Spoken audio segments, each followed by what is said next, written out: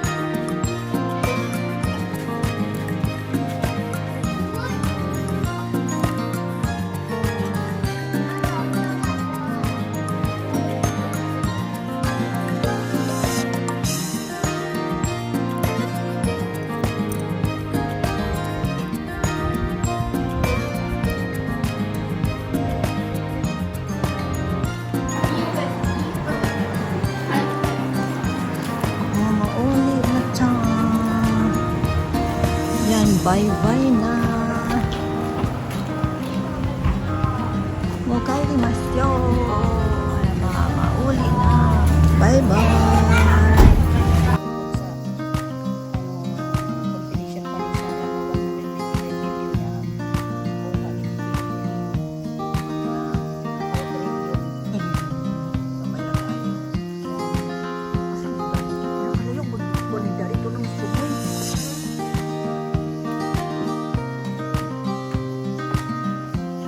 Ito na tumoy dahil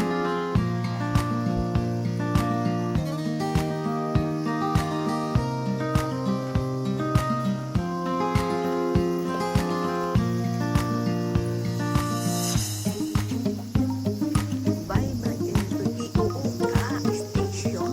Ayan o, Iioka station. Ayan, Asahi City, Kurahashi.